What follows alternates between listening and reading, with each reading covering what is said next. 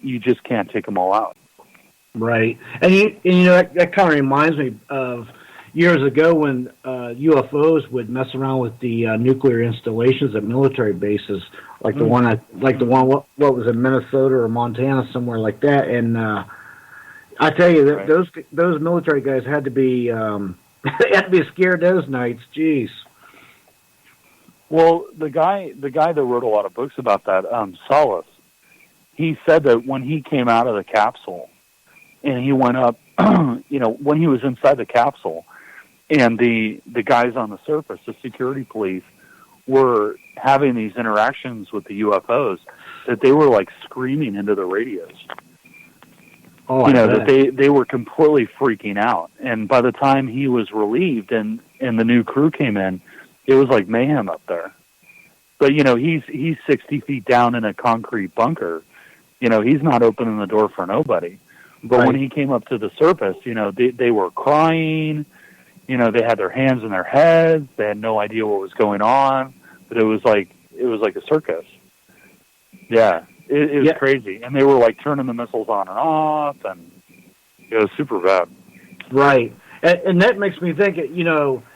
If these aliens want to get rid of us, they could probably just pit us against each other and just do that. Mess with our nukes.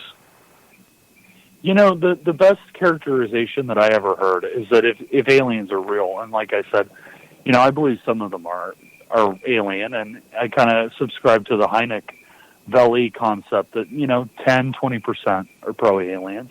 Mm-hmm. If you have the power and the technology to go from one star to another, we would be like ants.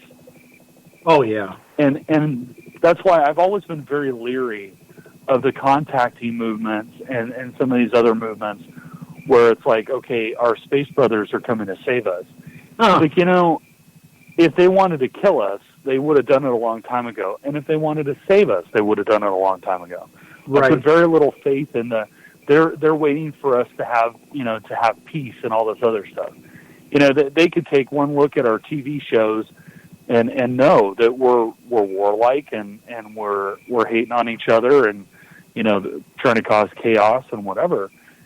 And, if they wanted to stop it, they just would. I mean, they would just descend from the sky in their blue sphere, blue circle ship, and the blue space chickens would come out and tell us we're safe. Yeah. And I don't buy it. Right. And, if they've been listening to our broadcast and stuff especially since the 1930s, Lord knows what they think of us if they've heard the Nuremberg rallies and stuff like that.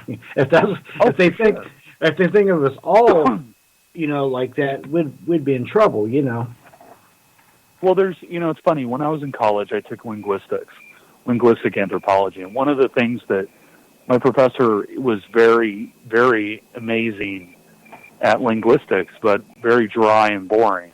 But the one thing that he said that was very interesting, because at one point he actually broached the subject of, well, if aliens were here, right? And one of the things that he said is that when you're dealing with something like an alien, and I thought it was rather interesting that he actually discussed that, but he said that when you're dealing with an alien, you cannot ascribe human motivation, human morality, and human ethos on an alien. Because they fundamentally don't see the universe the way you do. They see it in an alien way. They might not even have empathy or any kind of emotions or anything like us. They could be totally opposite. Or their empathy and emotions are different. Right, exactly. You can't ascribe human emotions and human morality and human ethos to something not from Earth. Now, I'm here in California.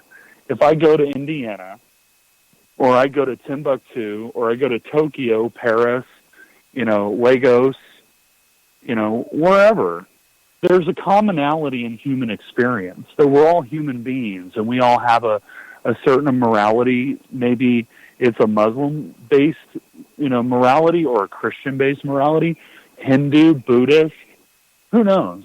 But we have a kind of an inherent morality that exists. Murder is bad, right? Stealing is bad. Helping people is good. It's a universal concept on the earth. But the aliens, they don't subscribe to that necessarily. And it's actually interesting. I actually gave it a lot of thought once.